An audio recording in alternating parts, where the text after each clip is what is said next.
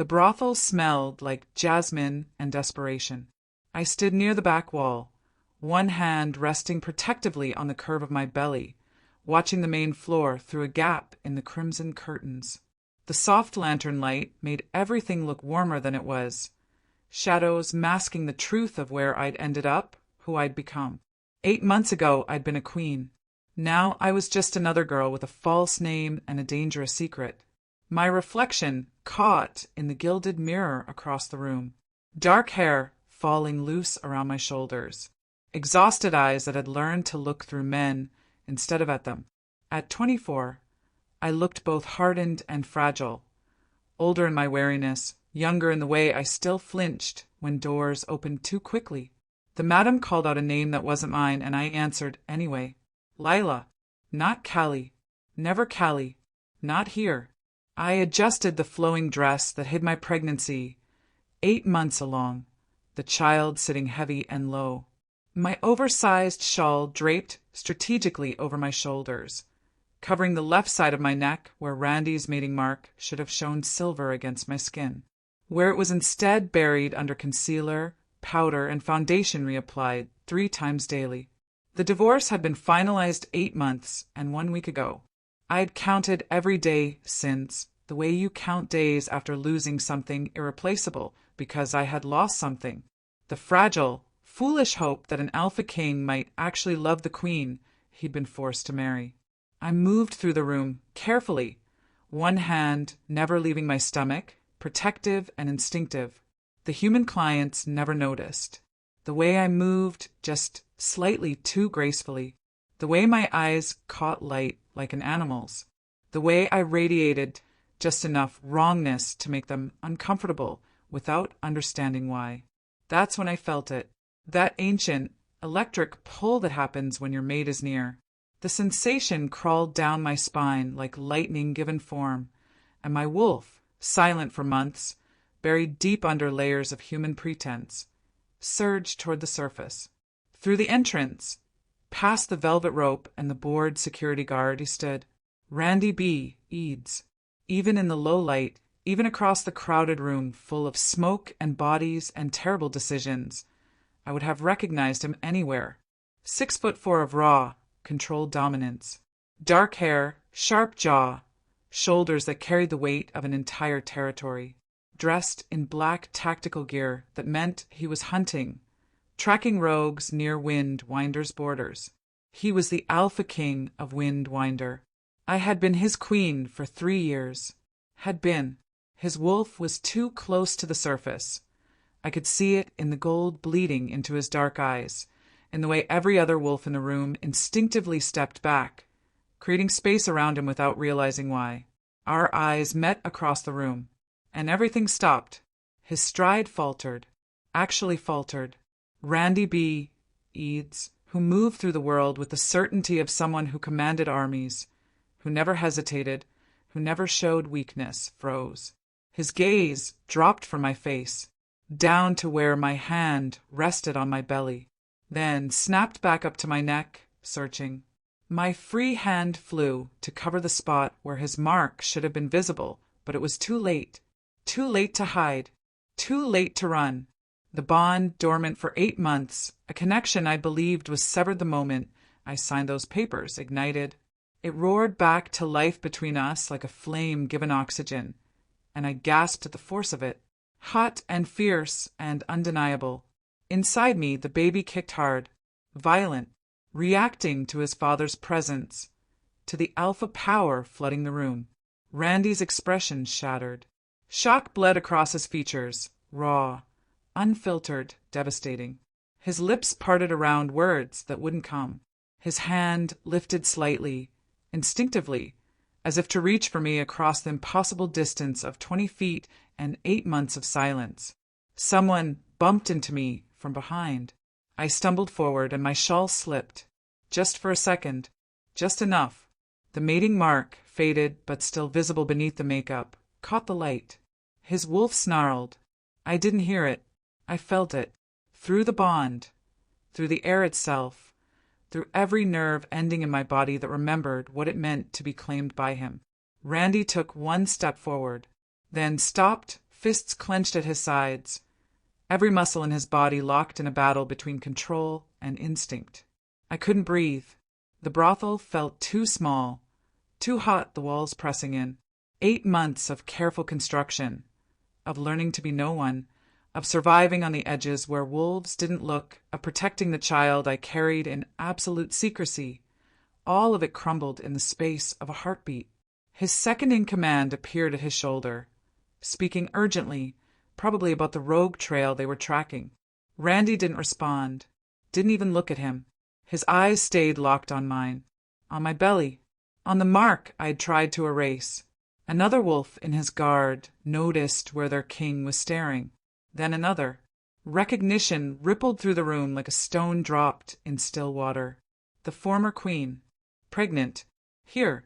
I turned and ran. Through the back hallway where the girls kept their street clothes and their secrets. Past the storage room. Out the delivery door into the alley where the city's underbelly left its stains. My hand shook so badly I dropped my phone twice before managing to unlock it. The screen blurred. Tears or panic, I couldn't tell which. Maybe both. My friend answered on the first ring. Kelly. Mara. My voice came out broken. He found me. He saw. Where are you? The brothel. East District. My breath hitched. He knows about the baby. I saw it on his face. He knows.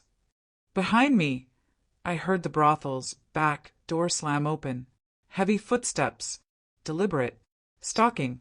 The bond pulled tight, singing with proximity. Kelly! Randy's voice cut through the alley, rough with command and something else. Something I'd never heard from him before. Don't run from me. But I had been running for 8 months, and I didn't know how to stop. Randy stepped into the alley, and the world bent around him. Not metaphorically. I felt it, the way power warped the air, made it thick and electric. His wolf had broken through whatever control he usually maintained, and the gold in his eyes burned so bright it looked like flame. Through the bond I'd thought was dead, I felt his shock. The jagged edge of it. The way it cut through him like broken glass, seeing me here, seeing me pregnant, seeing the careful construction of my disappearance fall apart in front of him. Behind him, the brothel's back door remained open. Every wolf inside had frozen mid-movement, heads bowed in instinctive submission. The human clients looked around nervously, sensing danger without understanding its source, primitive hindbrain screaming at them to run. Randy's second-in-command appeared in the doorway, but before he could speak, Randy's hand shot up. Out. His voice was barely human. All grovel and alpha command. Your Majesty, the rogues. Out. The word cracked like a whip. All of you. Clear the building. Now. It was protocol suicide. An alpha king alone, without his guard, in hostile territory. But they obeyed. They always obeyed. I pressed myself against the alley wall, kept my head down, made myself small. Invisible. The way I'd learned to survive here. Don't look at him. Don't let the bond pull you back. Callie. My real name. He said it like a prayer and an accusation both, rough with something I'd never heard from him before. Desperation. The bond yanked tight between us, a physical thing that made me gasp. 8 months of silence, and now it screamed. I forced myself to speak. You're mistaken. My name is Lila. I'm just human. I don't know who you think. Don't. He took one step closer, and I smelled it then, the lie detector built into every wolf. Don't insult us both. His hands clenched into fists at his sides. Not at me. I realized with shock, not at me. He was shaking with rage, but the fury radiating off him wasn't directed at my deception. It was aimed at whatever circumstances had driven his queen into a brothel. He forced me into the brothel's private room, the one reserved for clients who paid extra for discretion. The door closed with a finality that made my wolf whimper. Randy stood with his back to it, blocking escape, and I watched him notice.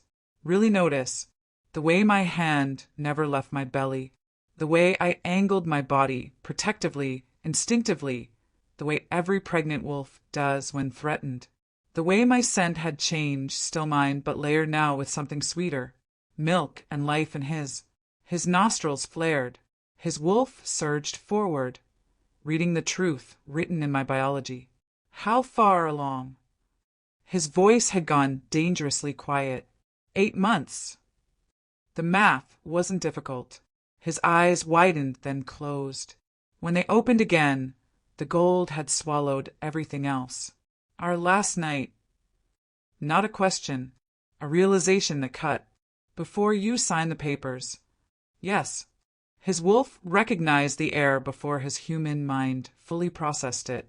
I felt it through the bond, the sudden, violent claim that roared through him. Mine, mine, mine. Why? The word broke. Why didn't you tell me? Why run? Why here? I laughed, and it sounded like something dying. Tell you? Tell the alpha king who married me for territory, who barely spoke to me in 3 years, who looked through me like I was furniture. Tell him I was carrying his heir. I stepped closer, let him see the exhaustion, the fear, the survival that had brought me here. I left because I was nothing to you, a political convenience. And I knew, my voice cracked, I knew the council would take this child the moment they discovered it, would remove me, replace me with someone suitable. Randy's face went white. The bond never broke, I finished. I felt it every single day, every night. The divorce freed nothing. Outside, raised voices, his guards unable to stay away, and underneath, whispers beginning to spread through the wolf network like wildfire. The former queen, pregnant, the heir. His hand reached for me, trembling. Kelly, Your Majesty. Mara burst through the door, eyes wild. The council knows. They're coming. Everyone thinks you rejected me. I said it before the council could arrive, before whatever happened next made speaking impossible. Randy's head snapped up, confusion bleeding across his face. I know. The words tasted like ash. But you never stopped me either. 3 years ago, the wedding ceremony. Randy's hand on mine, formal and distant. His vows spoken with duty, not desire. The way he looked past me, not at me, as if I were simply another treaty to be signed. You married me because the council demanded it, I continued. To unite Wind-Winder with the Eastern Territories. I was a political solution. Kelly, every night you came to bed late. Every morning you left early. Every meal in silence. My voice shook. You were polite, courteous, distant. Like I was a guest you were too well-mannered to ask to leave. Flashback. Me, waiting for him in our chambers. The clock marking midnight, then 1, then 2. Him finally arriving, exhausted, smelling of council meetings and duty. You should sleep, he'd say. Never, I missed you. Never, stay awake with me. I thought, Randy's voice broke. I thought I was giving you space. You never wanted this marriage either. I didn't. Truth, sharp and clean. But I thought maybe proximity could become something. Maybe time could. I stopped. But you never touched me unless duty required it. Never sought me out. Never. Flashback, our final night. 8 months and 1 week ago. Him returning from a border dispute. Raw and exhausted. Me, gathering courage to finally leave. The way he'd looked at me then, actually looked and pulled me close. The desperation in it. The goodbye neither of us named. So I left, I finished. To survive the slow death of hoping. Randy stared at me like I'd spoken a language he'd forgotten how to understand. I was trying not to trap you, he whispered. The bond ached between us. 3 years of silence made flesh. Outside, hoofbeats. The council arriving. Randy B. Eads, Alpha King of Wind-Winder, dropped to his knees. I stopped breathing. Alpha Kings don't kneel. Not to enemies. Not to allies. Not to anyone. It violated every law of hierarchy, every rule of dominance that kept wolf society from tearing itself apart. I loved you. His voice shattered on the words. From the wedding night, from the moment you looked at me like I was something more than a crown and a territory. Randy, I was terrified. His hands shook. You never wanted this marriage. I saw it in your eyes during the vows. So I gave you distance, space, freedom within the cage I'd trapped you in. He laughed, bitter and broken. I thought if I didn't touch you, didn't demand, didn't take, maybe you could find some peace in it. You're lying. But my voice wavered. I kept every letter you wrote to your sister, he said, before she died, before you had no one left. They're in a locked drawer in my study. I read them when he stopped. Started again. I had your pillowcase sealed after you left. Your scent. I couldn't. Something cracked in my chest. I commissioned 3 paintings, he continued, after the divorce, from memory. They're hidden in the East Wing because, looking at them, his voice broke completely. Callie, I never replaced you. Never moved on. Never. Stop. Tears burned down my face. Just stop. I wasn't disposable. The realization hit like lightning. 3 years of believing I was nothing, and he'd been keeping my scent in sealed vials like a dying man hoarding oxygen. But love didn't erase the damage. Didn't heal 3 years of silence. Didn't change the fact that I'd survived 8 months alone, pregnant, terrified. I can't come back, I whispered. Not like before. Not as something you protect, out of duty. Then how? He looked up at me, desperate. Tell me how. The council's voices rose outside, demanding entry. I don't know if there is a how. The door exploded inward. 5 council members filled the doorway, power rolling off them in waves. Elder Marcus at the front, silver-haired and merciless, his eyes cataloging everything. Randy on his knees, me pregnant and trembling, the bond crackling visible between us. Your Majesty. Marcus's voice dripped with false concern. We've come to address the situation. Randy rose slowly, but I felt his wolf still kneeling, still begging. There is no situation, Randy said, sliding back into the Alpha King-like armor. Only my mate and my heir. Your former mate, Marcus corrected. Divorce finalized 8 months ago. Legally, she has no claim to. She carries my child. A complication. Elder Sarah stepped forward, her smile surgical. One we can resolve. The child will be raised within the pack, of course, under proper supervision. My hand flew to my belly. You can't. We propose a solution, Marcus continued, as if I hadn't spoken. The child remains with the pack. You, Miss Callie, will be compensated generously and relocated. His Majesty will select an appropriate Luna, one suited to. No, Randy's voice could have shattered stone. You would choose a brothel worker over your kingdom. Sarah's eyes gleamed. Over stability, over a proper queen who could unite the territories without the stain of... Careful. Gold bled into Randy's eyes. Very careful how you finish that sentence. But I saw it. The calculation in Marcus's face. The trap closing. They weren't just threatening me. They were threatening his legitimacy. His crown. Everything he'd sacrificed for. Choose the mate or choose the kingdom. Your Majesty, Marcus said softly. The pack demands stability. An heir raised properly. A Luna worthy of... Get out. Randy's power detonated outward, forcing submission. Now. They left, but their words remained, poisoning the air. I looked at Randy, saw the war in his eyes. They'll never stop, I whispered. Hiding won't protect him anymore. Nothing would, except standing and fighting, or losing everything. I walked to the brothel's small bathroom and stared at my reflection. 8 months of hiding stared back.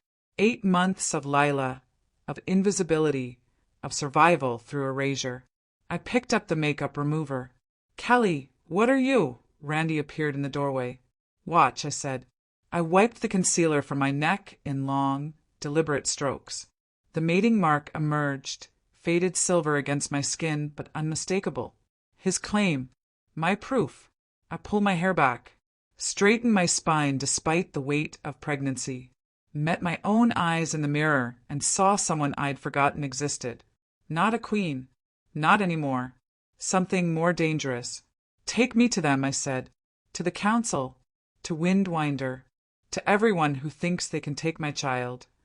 The council chamber fell silent when I entered. Every eye tracked my swollen belly, the mark on my neck, Randy's presence at my back, not pushing, just there, letting me lead. Elder Marcus recovered first. "Miss Callie, this is highly irregular." "My name," I interrupted, "is Callie Eads, former queen of Windwinder, mate to Randy B. Eads, divorced but never unmarked, and mother to the heir you think you can steal." The chamber erupted. I raised my voice over the chaos. "You want to remove me? Compensate me? Relocate me like I'm a problem to be solved?" I stepped forward, one hand protective on my belly. "Try it. Touch my child. Threaten his future. And discover what a mother wolf becomes when you back her into a corner." Sarah stood. "You have no authority here." "I have the authority of blood." My voice cracked like a whip. "This child is Randy's heir, my son, and I will burn Windwinder to ash before I let you take him." Silence. Absolute. I turned to Randy. Saw something like awe bleeding across his face. "You wanted to know how." I said softly, "This is how. No more silence. No more hiding." I looked back at the council. "Challenge me." Randy stepped forward before anyone could respond. "I need to say something." His voice carried through the chamber, not alpha command, but something raw, human, and all of you need to hear it. He turned to face me fully, public, exposed. "I loved you from the beginning, Kelly." The words fell like stones into still water. The wedding night, the first morning, every silent meal, every moment I walked away thinking I was giving you freedom, I was dying inside. Murmurs rippled through the council. An alpha king didn't confess weakness, didn't admit feeling. "I thought distance was kindness," he continued, voice breaking. "I thought if I didn't touch you, didn't demand, didn't claim you the way my wolf wanted, you might find some peace in a marriage you never chose." He laughed, bitter. "Instead, I made you feel unwanted, disposable, so worthless that you hid in a brothel rather than tell me you carried my child." Tears streamed down my face. "I failed you," Randy said. "Every day, every silence, every time I chose restraint over reassurance." "Stop." I stepped toward him. "Stop, because my voice cracked. I never told you I was hurting. Never said I needed more. I stayed silent because I thought love had to be earned, that speaking my needs made me weak." Understanding broke across his face like dawn. "I thought silence meant you didn't want me," I whispered. "You thought silence meant I wanted distance." "We destroyed each other," he said, "trying to protect each other. The bond between us, chaotic for months, fractured and screaming, suddenly stilled. Not through dominance, not through claiming, through truth spoken aloud." Randy reached for my hand. I let him take it. "No more silence," he said. "No more hiding," I agreed. Elder Marcus cleared his throat. "This changes nothing." "It changes everything," Randy said, turning back to the council. "She stays. The child stays. Challenge me and face the consequences." Randy's power flooded the chamber.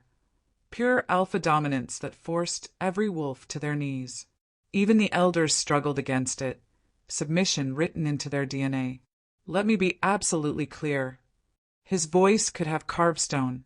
"Callie is my mate. This child is my heir, and any pack, any wolf, any council member who threatens either will face annihilation. Elder Marcus tried to stand, failed. Your Majesty, we only suggest. You suggest nothing. Randy's eyes burned gold. You obey, or you die. Those are your options. The threat hung in the air, real and lethal.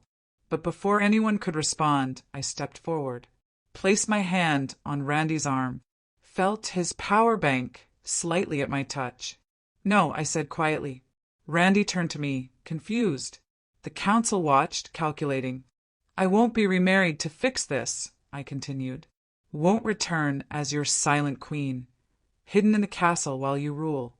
Won't disappear into whatever comfortable cage you build to keep me safe. Kelly, I spent 3 years invisible in your palace. My voice strengthened. 8 months invisible in hiding. I'm done being erased for everyone's comfort. I looked at the council, at Randy, at the entire weight of Winder hierarchy. You all see me as his weakness, the brothel queen, the political disaster. I place both hands on my belly, protective and defiant. But I am not your weakness, Randy. I am your reckoning. Silence, absolute and deafening. I will not be queen, I declared. I will be the mother of your heir, visible, protected, undeniable. I will raise him to be stronger than both of us, and I will do it on my terms. I met Randy's eyes, saw understanding bloom there. Can you accept that? I asked. He smiled, genuine, devastating, free. I've been waiting 3 years for you to tell me what you want. He turned back to the council. She stays, unchanged, unchallenged, unbound by your rules. This is unprecedented, Sarah began. Good, said. Let it be. The reckoning had begun.